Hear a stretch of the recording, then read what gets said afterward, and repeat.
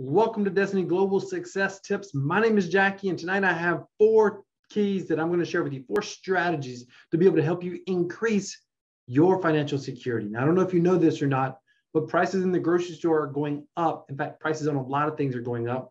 Recently, Procter & Gamble just announced that they're going to raise all of their prices. If you don't know who Procter & Gamble is, this is the company that puts out all the soaps and detergents, all the big brands that you currently use, toothpaste brands. Most of those brands in the grocery store are all owned by one company. This is going to be extraordinary that they made a public announcement. They were just going to raise prices by 1% or 2%. They probably wouldn't have made an announcement. So we can expect to see higher prices everywhere. Currently heard that beef prices in the US are up an average of 19% nationwide. So now more than ever, it's important to make certain that you're making plans, that you're implementing strategies to protect yourself and your family in the coming weeks, the coming months, and the coming years. So here's 4 strategies that you can start implementing tonight to be able to help you. Tonight, tomorrow, you can start making improvements in your financial security if you implement these 4 strategies. So number 1, what you want to do is you want to start increasing your income. Now, one of the things you can do, there's a couple things you can do, but one thing you can do right away, if you have a job, if you don't have a job, go get a job. This is an employee's market. We'll talk about this a little bit later tonight. Now, there are plenty of people looking to hire right now, but within a couple of years, this may shift and there'll be a lot of people wanting to get jobs and there won't be nearly as many people hiring. Economies always run in cycles. So you have to know what are the advantages of your current economic cycle. Right now, it's an employee's job market.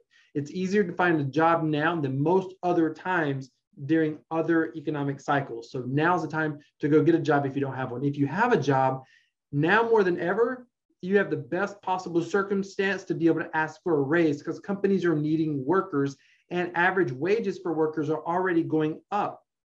So there may actually be some funds available for you to get a raise, but no one's going to come to you and just give it to you for nothing. So there's a very simple strategy that you want to use. First off, honor your boss when you ask for a raise, honor your boss, and you want to make certain that you don't come off as threatening, like I need to get a raise or else. Also, you don't want to come off as entitled, meaning I deserve a raise. I've been here for 10 years, I deserve a raise. In fact, I'll share with you a specific script that you can use that can help you actually get a raise or improve your relationship with your boss, even if they say no to the raise. If we have time, I'll share that towards the end of the video tonight. The other thing that you want to do is look for getting a second job if you can. The key to getting a second job, meaning you want to find something that is flexible. You want to find something, you're not necessarily looking for a second, full-time job unless you have to. Hopefully you're not in that position. So you want to look for a part-time job, but don't look for something. A lot of times people say, hey, I get off work at 5 o'clock, I'm home by 5:30. I could get to a job at 5:30 and I'm willing to work from 5:30 to 8:30 every night. And I have time available on the weekends. And then they're going to look for the job that allows them to work all those hours and that's going to pay them the most money. The problem with that is it can lead to burnout. So I recommend that you look for a job that's close to your work or close to your home, so you're not wasting a lot of time in commute time. Commute time is a tremendous waste of time, a tremendous waste of money, and it's time you're never going to get back, and it's time away from your family. So to maximize your productive time on the job earning an income, find something close to home or close to work. Also, look for something flexible. Is there something part-time? Is there someone just looking for extra help? Do you have a skill that pays better than minimum wage?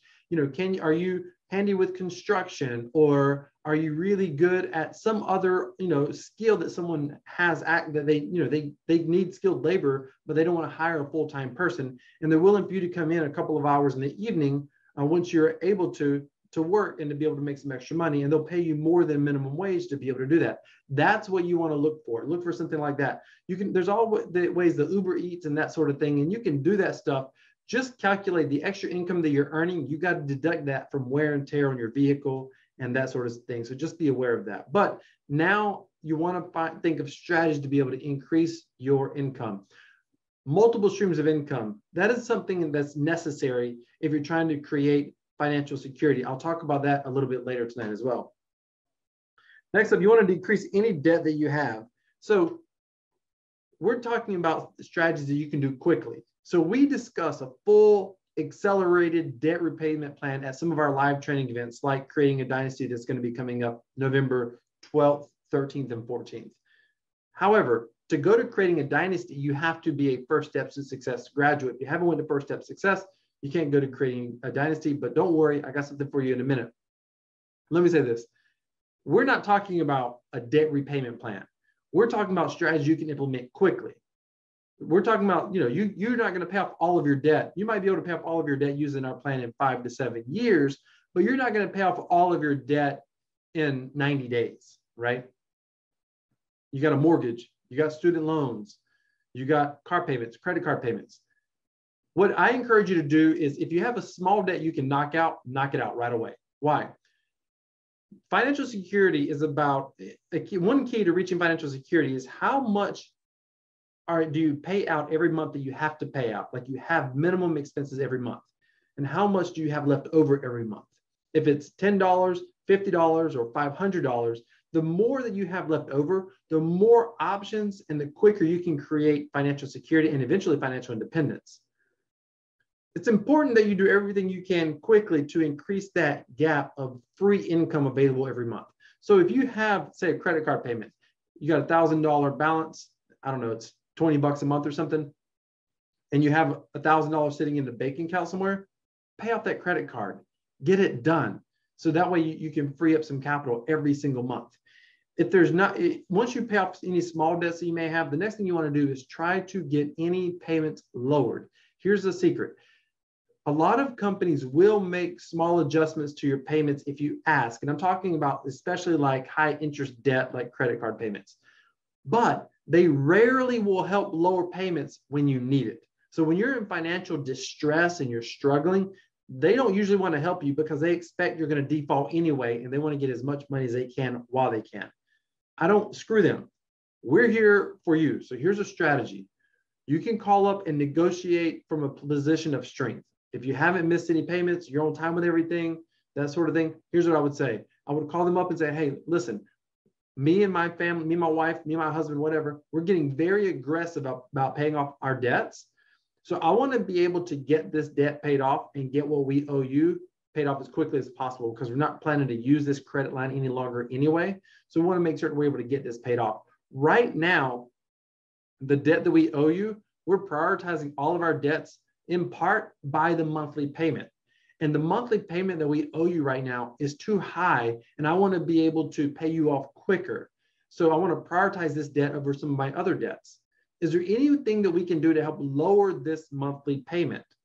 And that sometimes will help you get your payment lowered a little bit. And by the way, every little bit matters. So I would call all of your credit cards and I would do something like that. You don't want to say we're in a financial hardship, we're in a challenge, we're in a difficult situation. You don't want to say that. They want their money, they want it paid in full, and they want to know that you're capable of getting it paid in full. So just act like, hey, we want to pay it off. We want to do this aggressively, and I would like to pay off your debt first and make your debt a priority over some other ones. And part of how we prioritize our debt is on how big the monthly payment is. The smaller the payment, the higher priority it is. And right now your payment is kind of high. So you think that we can do to help lower that payment. Now listen to me for a moment. If you use our debt repayment strategy, our accelerated debt repayment strategy from our War on Debt strategy, then you'll know that we typically order debts from the smallest debt to the largest. Typically, the smallest debt has the lowest payment. So that's what you're basically alluding to them. Hey, we're looking, your payment's a little bit high. Can we get that payment lowered?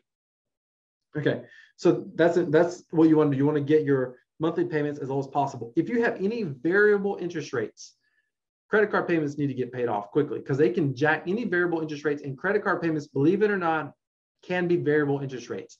They can raise those interest rates without warning. 2007, I had a $5,000 on a credit card. I wrote a check, paid it off using this strategy. I just had a balance that I could afford to pay off, but didn't, made a decision to pay it off.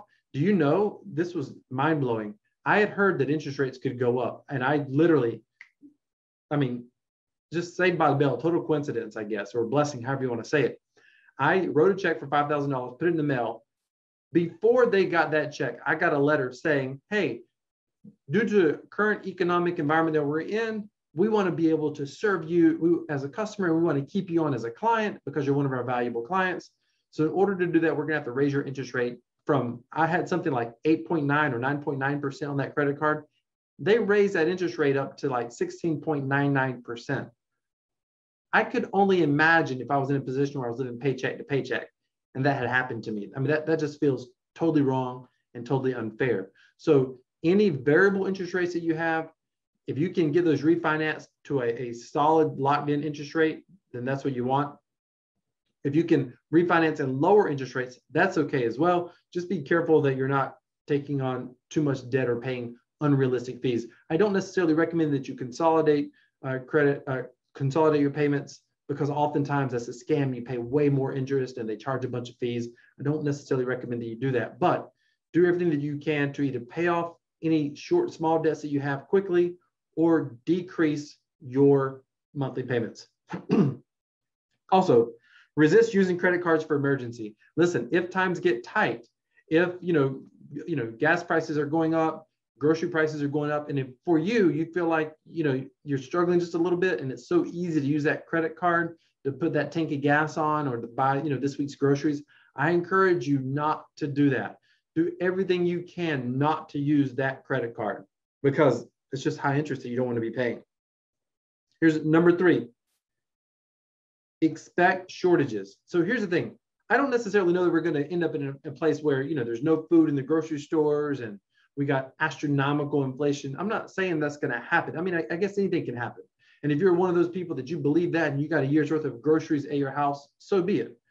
However, most people don't have a year's worth of groceries or 6 months worth of groceries, and that's fine. But just know you need to expect that you're going to go to the grocery store and there might not be things on the shelf. I just went 2 weeks ago to buy soft drinks, Mountain Dew, Diet Mountain Dew. And there was none in the store in the 2 liters at all. There was none in the 20 ounces. All they had was the cans, and they only had a certain package. It was the big, I think it's like the cube. I think that's 24 cans. That's all they had for sale. Actually, my wife went to the store. That's all she saw. That's period. That was it. On the cubes. I said, what about 12 packs? Nothing, no 12 packs. They evidently, I guess they had a shortage of CO2. So you need to expect that random shortages will occur. So it's good to have extra groceries. The key to having extra groceries is make certain that you eat them eventually. If you decide, hey, I'm going to put 2 weeks of groceries in the pantry, or what we actually have about 30 days that we started just because I was seeing crazy things happening in the economy. My family, we have about 30 days or so, and we have it outside of our kitchen. It's like inside of, it's actually in our basement. And we actually have a special spot in our freezer for some additional foods, that may be on sale or whatever. Here's the thing to be mindful of. Just make certain that you don't waste food, and make certain anything that you get that you have a plan to eat through it. And also focus on items that have a longer shelf life. You're not looking to buy extra loaves of bread because it's going to go bad. Don't buy a ton of milk. It's going to go bad. Look for things that have longer shelf life. At the same time, I'm not saying you need to go out and buy 12 cans of Spam because it's got a long shelf life. Buy things you're going to eat, buy some extra soups, buy something, make certain that you have things. Listen, 30 days worth of food, if you have some shortages, is just a supplement that can last for months as a supplement. So just keep that in mind. Expect that there are going to be some shortages. Okay, number 4, start looking to build. This goes back to number 1, but it's this whole topic all on its own. I'm not going to be able to cover all of this tonight. But start looking for ways. And by the way, after I finish number 4, I'm going to talk to you about, I'm going to give you that script to be able to ask for a raise. Start planning now start looking now for additional sources of income, specifically multiple streams of income.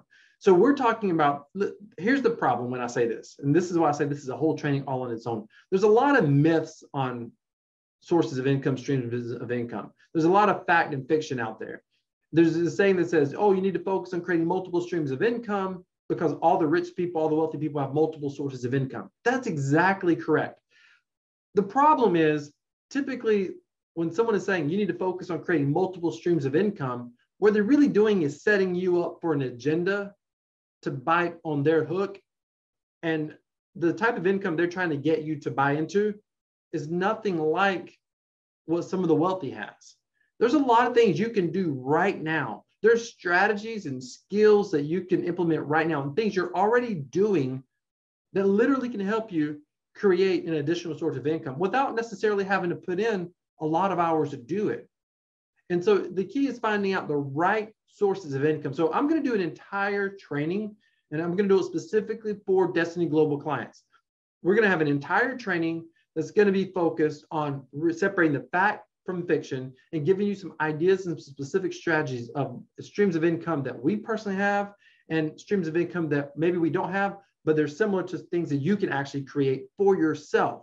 So I'm going to do a whole entire training on this because it'll probably be about an hour long. I want to, and maybe more because sometimes I can go longer, but I want to make certain that you're prepared as much as possible. So be on the lookout for that. It's going to be how to create multiple streams of income, fact and fiction. So we're going to be covering strategies, everything in that entire, we're calling it a mini class, in that mini class. It's going to be affordable, probably like $39.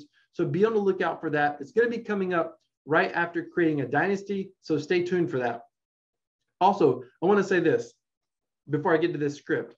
If you're planning to go to creating a dynasty, go ahead and get your ticket reserved now. Creating a dynasty is all about helping you increase your skills with time, people, and money, meaning help you make more money, help you get more done in less time, and help you grow your leadership skills when it comes to managing, dealing, and leading with people at home and at work. I want to give you this script real quick to ask for a raise.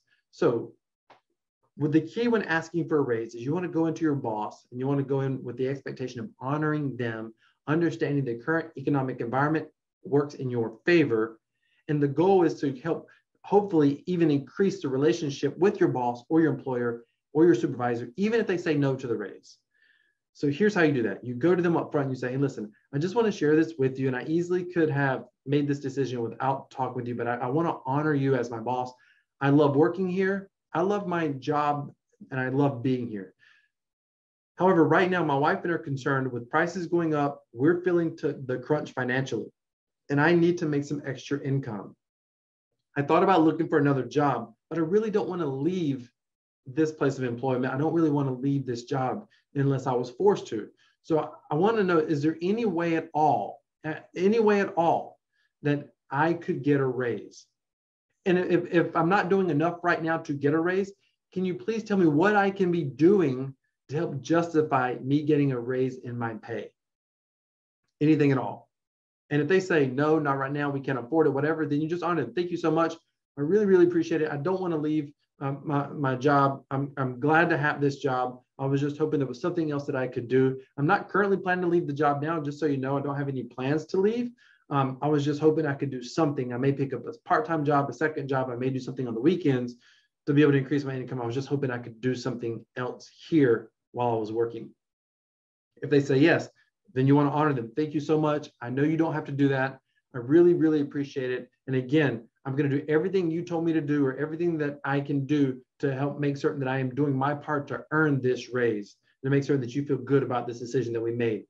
And by the way, please, if there's anything I can do to improve my performance on the job, by all means, please, please know that I want you to come to me and let me know. Thank you so much. Listen, who's not going to at least respect you for coming forward at that point in time? The key is to honor them and then and let them know that you want to honor them no matter the outcome. And here's the other thing. Send them a thank you card for at least meeting with you. By the way, you probably need, I would not have this conversation passing in the hallway if you can help it. Let them know, hey, I really want to talk to you for about 10 minutes. Any way I can schedule some time to come in and just meet with you just before work or just after work or any time during the day that I can just come to you and just speak with you for about 10 minutes, just you and I or whatever. Send them a thank you card. Thank you so much for taking the time to be able to speak with me. I know you didn't have to do that. I really appreciate it. And that's all you have to say in your thank you card. Let them know. By the way, companies have revenue set aside for salaries. Right now, salaries are getting competitive and companies are putting more revenue towards salaries. But they're always more likely to give revenue to a new person coming in. That is always the case. They're trying to attract talent. It's always easier to keep an employee than it is to get another employee. So they are going to put that revenue, if you don't ask for it, they're likely to put that revenue towards new employees. I know it doesn't sound fair, but that's just how it is. I want to say one more thing tonight. I told you earlier to expect shortages, and this, I just remembered this. You will start to hear things like, there are shortages because people are hoarding food. And I'm not telling you to hoard food, but you do what you need to for your family. Here at Destiny Global, our concern is for you and your family. And so don't feel guilty, don't feel bad because you're going out and trying to prepare your family for possible outcomes that you don't have any control over. You don't have control of what's at the grocery store tomorrow. You have control of what's over there today. So just like during when there was all the toilet paper shortages, the shortages occurred before people started hoarding toilet paper. They started hoarding toilet paper when they went to the store and they couldn't find any, so they bought a little bit extra. And then all of a sudden someone else couldn't find it, so they bought a little bit extra. And then the news media told everybody there's a toilet paper shortage. Everybody got scared, and they all were trying to find toilet paper. And then people went on social media and said, don't be so stupid. Stop buying all the toilet paper. But the media helped create that problem. And the problem was already there before the media. So just know that it's not your fault that you want to protect your family and take care of your family. I'm not telling you to go out and buy a year's worth of food, but I am telling you there's nothing wrong with being prepared and creating your own financial security. Ladies and gentlemen, thank you so much for watching here at Destiny Global. Our goal is to help you increase your income, grow your skill set to live a better life at home and at work. Thank you so much for watching. Do me a favor. If this has been helpful to you in any way at all, smash that like button. Please share this video. We want to grow this community and grow this organization here at Destiny Global.